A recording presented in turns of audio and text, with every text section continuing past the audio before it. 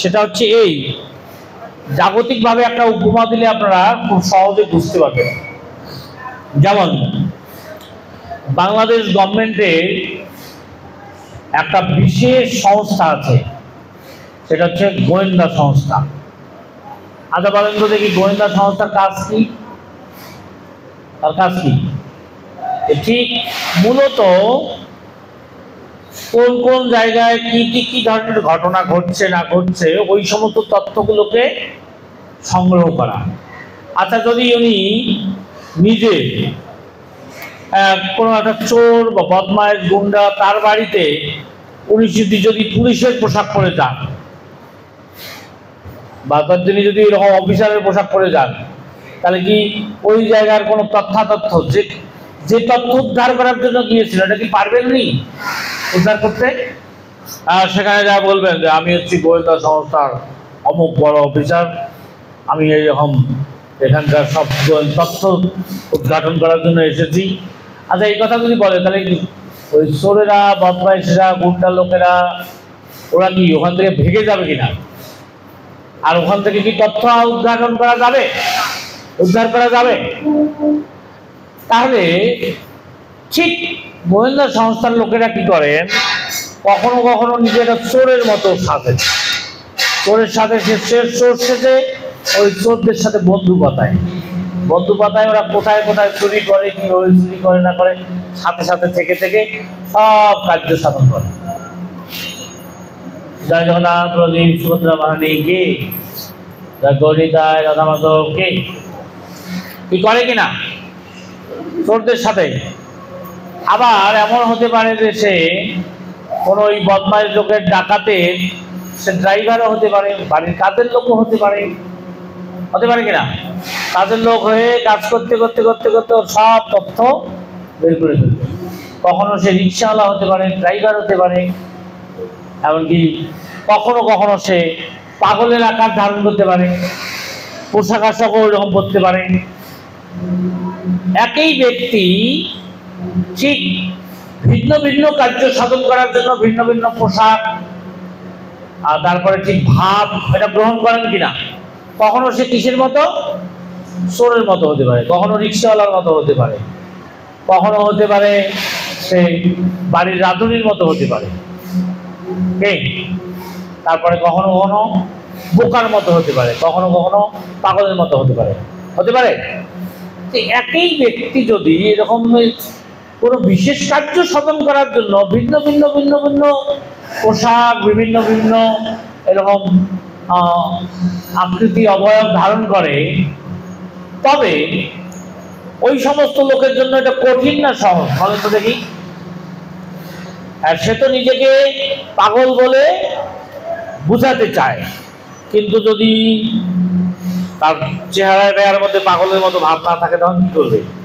এই জন্য তখন একটু মেকআপ টেকআপ করে, যাতে এরকম নোংরা জিনিস পরে তার ওইরকম বাজে জিনিস পরবে। সাবান টাবান দিয়ে কি ভালো করে মুখ পরিষ্কার করে যাবে, নাকি ওখানে একটু কালি টালি লাগাই দেবে? কোনটা? আচ্ছা, তো ওই গোয়েন্দা সংস্থার লোকের কিন্তু ওই আপনি পাগল সাজতে হয়, কিন্তু সরাসরি পাগলের মতো হতে পারে না। কিন্তু যদি সাজে তাতে কখনো কখনো ধরা পড়ার সম্ভাবনা আছে না? হ্যাঁ, কিন্তু ওনার যদি যোগ্যতাটা থাকতো যে তারা আপনি সত্যি সত্যি পাগলের মতো হয়ে যাবে, আকৃতিটাই এরকম হবে, করতে পারবে কিনা? পারবে না, ওই লোকটা পারবে না। কিন্তু তার তো ওই যোগ্যতাটাই কিন্তু পারবে না, কিন্তু ভগবানের যোগ্যতা আছে না। হ্যাঁ, ভগবানের যোগ্যতা আছে না। উনি যদি চায় একেবারে সত্যি আমি পাগলের মতো হই, বুঝতেই পারবে না। তো অরিজিনাল অভিনয়টা উনি করতে পারবে কিনা? আপনারা অভিনয় করেন তো এই মেকআপ টেকআপ লাগায়া, মনে করেন কখনো কখনো কোনো ছেলে মানুষেরাও মেয়ের সাথে এই যে আমাদের অনুষ্ঠানের মধ্যে নাটক হয় না, কিন্তু তবুও যতই শাড়ি পরুক, লিপস্টিক লাগাক, তারপরেও একটা বুঝতে পারা যায় যে এটা পুরুষ মানুষই কিনা। তারপরে কণ্ঠটাও কিন্তু অত চেঞ্জ করতে পারে না। কিন্তু যদি এটা ঠিক এটা ভগবানের ক্ষেত্রে যদি উনি ওই দশটা করেন, তাহলে উনি কি করবেন? একেবারে অভিনয়টা এক জাত করে দেখাইতে পারবেন। কি হলো, মেয়ে তো মেয়ে, তারপরে ঠিক কণ্ঠ তো কণ্ঠই, উনি পারবেন কিনা? ঠিক এই জগতের কোনো বিশেষ কার্য সাধন করার জন্য মানুষ এরকম কখনো কখনো অবয়ব চেঞ্জ করতে চায়, কখনো ভিখারি হয়, কখনো রাজা হয়, কখনো এটা হয়, পাগল হয়, কিন্তু অরিজিনালটা করতে পারে না। হ্যাঁ, এবার ভগবানের কি কার্য সাধন করতে হবে? যে ওই পৃথিবীকে উত্তোলন করতে হবে। আর কাকে বধ করতে হবে? হিরণ্যকশিপুকে বধ করতে হবে। ওনার কি ধরনের দরকার? ওই তাকে, তার মতো দুর্বৃত্তকে বধ করার জন্য কোন স্বরূপে তাকে বধ করাটা সহজ এবং পৃথিবীকে ওখান থেকে উত্তোলন করা।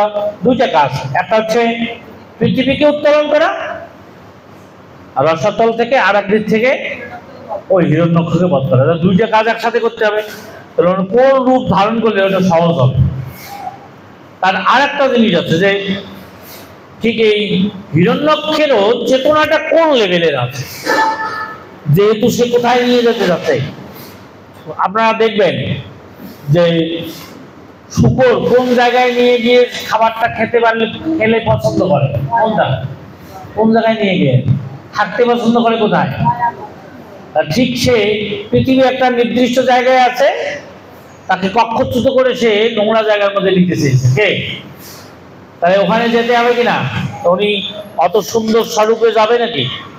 এই জন্য ভগবান কি করেছেন, ওই ধরনের নোংরা জায়গা থেকে পৃথিবীকে উত্তোলন করার জন্য ওই রকম একটা শরীর ধারণ করেছে।